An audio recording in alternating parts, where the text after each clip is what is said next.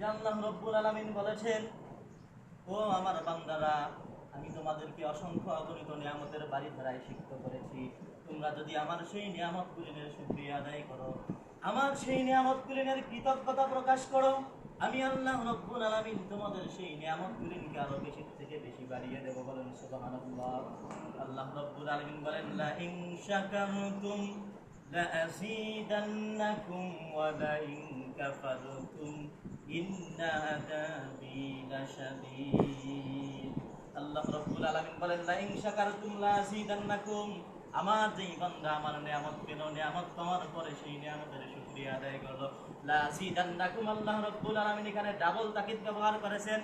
গ্রামাটিক্যালের দিক থেকে লামে তাকিদ এবং নুনে তাকিদ আল্লাহ রাব্বুল আলামিন ব্যবহার করে বলতেছেন। এখানে আমাদেরকে বোঝাচ্ছেন যে এটার গুরুত্ব অনেক বেশি, এটার তাৎপর্য অনেক বেশি।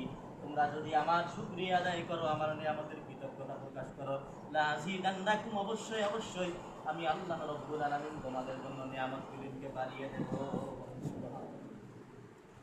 আল্লাহ রাব্বুল আলামিন এর পরেই বলতেছেন, ওয়ালা ইন কাফারতুম ইন্না আযাবি লাশাদীদ। ও আমার যেই বান্দা নিয়ামত পাওয়ার পরে সেই নিয়ামতের শুকরিয়া আদায় করে না, নিয়ামতের কৃতজ্ঞতা প্রকাশ করে না, আমি আল্লাহ রাব্বুল আলামিন তার থেকে নিয়ামতগুলি শুধু ছিনিয়ে নিয়ে ক্ষান্ত থাকি না, ইন্না আযাবি লাশাদীদ, আমি আমার ওই বান্দার কাছ থেকে শুধু নিয়ামতগুলি ছিনিয়ে নিয়ে ক্ষান্ত থাকি না, ইন্না আযাবি লাশাদীদ, আমি তাকে কঠিন আযাবের মধ্যে গ্রেফতার করে নেই। বলেন নাউযুবিল্লাহ। হযরত মূসা আলাইহিস সালাতু ওয়াস সালামের সময় থেকে এর একটা উদাহরণ দেয়া যায়। হযরত মূসা আলাইহিস সালাতু ওয়াস সালাম একদিন তুর পাহাড়ে যাচ্ছেন আল্লাহ রাব্বুল আলামিনের সঙ্গে কথোপকথন করার জন্য। মূসা আলাইহিস সালাতু ওয়াস সালামের সঙ্গে প্রতিমধ্যে একজন ব্যক্তির দেখা হলো, অত্যন্ত ধনাঢ্য ব্যক্তির দেখা হলো, যার সম্পদ অনেক বেশি। এই ব্যক্তি আল্লাহর নবী মূসা আলাইহিস সালাতু ওয়াস সালামকে বলতেছেন, ও আল্লাহর নবী মূসা, আপনি কোথায় যাচ্ছেন? তিনি বলতেছেন, আমি যাচ্ছি আল্লাহ রাব্বুল আলামিনের সঙ্গে কথোপকথন করার জন্য, আল্লাহ রাব্বুল আলামিনের সঙ্গে কথা বলার জন্য যাচ্ছি। এবার তিনি বলতেছেন, আপনি আল্লাহ রাব্বুল আলামিনকে বলবেন তিনি যেন আমার যে সম্পদগুলি দান করেছেন, অঢেল সম্পদ দান করেছেন, আমার সম্পদ যেন কমায়া দেয়। মূসা আলাইহিস সালাতু ওয়াস সালাম বললেন, ঠিক আছে। আবার চলতে লাগলেন, চলতে চলতে আবার কিছু দূর গিয়ে মরুভূমির কাছাকাছি যখন চলে গেছেন, এমন সময় দেখতে পেলেন যে একজন ব্যক্তি, যার হাত নেই, পা নেই, অত্যন্ত খারাপ অবস্থা, প্রতিবন্ধী, তার একটা ভালো ঘর নেই, জীর্ণ কুটিরের মধ্যে থাকে, ভাঙ্গা একটা ঘরের মধ্যে থাকে। এবার ওই ব্যক্তি বলতেছে, আল্লাহর নবী মূসা, আপনি কোথায় যাচ্ছেন? তখন মূসা আলাইহিস সালাতু ওয়াস সালাম বললেন, আমি যাচ্ছি তুর পাহাড়ে আল্লাহ রাব্বুল আলামিনের সঙ্গে কথোপকথন করার জন্য, কথা বলার জন্য যাচ্ছি। এবার বলতেছে, আল্লাহর নবী মূসা, আপনি আল্লাহ রাব্বুল আলামিনকে বলবেন তিনি যেন আমার এই অসুস্থতা দূর করে দেন, তিনি যেন আমাকে সম্পদশালী বানিয়ে দেন, তিনি যেন আমার এই ঘরটাকে ভালো করিয়ে দেন। এবার মূসা আলাইহিস সালাতু ওয়াস সালাম বললেন, ঠিক আছে। এবার মূসা আলাইহিস সালাতু ওয়াস সালাম তুর পাহাড়ে চলে গেলেন। আল্লাহ রাব্বুল আলামিনের সঙ্গে কথোপকথন, লম্বা সময় ধরে কথোপকথন হলো। কথোপকথন হওয়ার পরে এবার আল্লাহ রাব্বুল আলামিন শেষের দিকে মূসা আলাইহিস সালাতু ওয়াস সালাম বলতেছেন, ও আল্লাহ, আপনার একজন অত্যন্ত সম্পদশালী বান্দা, ধনাঢ্য বান্দা, যে আমাকে বলেছে আপনি যেন তার সম্পদ কমিয়ে দেন।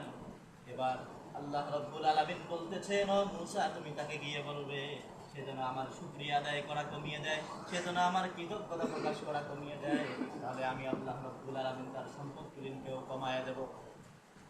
এরপরে হযরতে মূসা আলাইহিস সালাতু ওয়াস সালাম আল্লাহ রাব্বুল আলামিনকে বললেন, ও আল্লাহ, আপনার একজন বান্দা, যার দুইটা পা নেই, দুইটা হাত নেই, জীর্ণ কুঠিরের মধ্যে থাকে, ভাঙ্গা একটা ঘরের মধ্যে থাকে, যার কোনো সম্পদ নেই, সে বলেছে সে যেন সুস্থ হয়ে যায়, তার সম্পদ যেন বৃদ্ধি পায়, তার একটা যেন সুন্দর ঘর হয়ে যায়। আল্লাহ রাব্বুল আলামিন বললেন, ও মূসা, শোনো শোনো, তুমি গিয়ে তাকে বলবে সে যদি আমার কৃতজ্ঞতা যে অবস্থায় আছে, সেই অবস্থায় যদি আমার কৃতজ্ঞতা পালন করে, সে যদি আমার বেশি থেকে বেশি শুকরিয়া আদায় করে, আমি আল্লাহ রাব্বুল আলামিন তার সমস্ত সমস্যা দূরীভূত করে তাকে সম্পদশালী বানায়া দেব।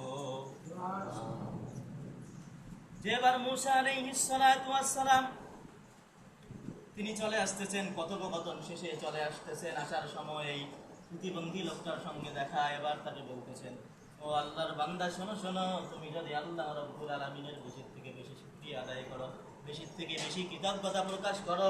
আল্লাহ রাব্বুল আলামিন তোমার সব সমস্যাগুলির সমাধান করে দেবেন এবং তোমার সম্পদ বাড়িয়ে দেবেন। এবার সে বলতেছে, আল্লাহ আমাকে কি দিছে, কেন আমি শুকরিয়া আদায় করব? যখন এই কথা বলেছে, না শুকরিয়া করেছে, সঙ্গে সঙ্গে এমন একটা বাতাস এসেছে যে এই বাতাসে তার যেই জন্য পৃথিবীটা ছিল, এই ভাঙ্গা ঘরটা ছিল, ভাঙ্গা ঘরটাকে উড়ায় সব কিছু নিয়ে গেছে। বলেন না আউযুবিল্লাহ।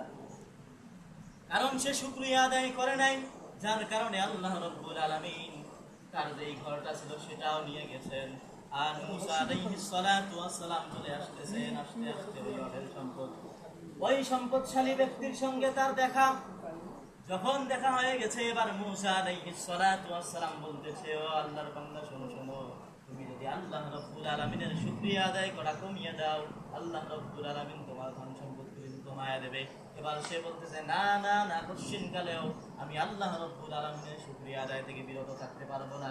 মুসা আলাইহিস সালাতু ওয়াস সালাম বললেন, তুমি যদি শুকরিয়া আদায় করার থেকে বিরত না থাকো, তাহলে তোমার সম্পদও কমবে না, বরং আরো বাড়তেই থাকবে। যে আল্লাহ রাব্বুল আলামিন, যেই বান্দা তার শুকরিয়া বেশি থেকে বেশি আদায় করবে, আল্লাহ রাব্বুল আলামিন তার নিয়ামতগুলি আরো বাড়িয়ে দেবে। বলেন সুবহানাল্লাহ। যে আল্লাহ রাব্বুল আলামিন আমাদেরকে অসংখ্য অগণিত নিয়ামতের মধ্যে ডুবিয়ে রেখেছেন, অসংখ্য অগণিত নিয়ামতের বাড়িধারায় সিক্ত করে রেখেছেন। এরপরে আমাদের মধ্য থেকে অনেক ব্যক্তি আছে, বলে আল্লাহ আমাকে কি দিছে, কেন শুকরিয়া আদায় করব? যে ব্যক্তি এত বলবে, এটা বলবে, তার কাছ থেকে আল্লাহ রাব্বুল আলামিন তাকে যেই নিয়ামত দিয়েছেন সেটা আল্লাহ রাব্বুল আলামিন ছিল।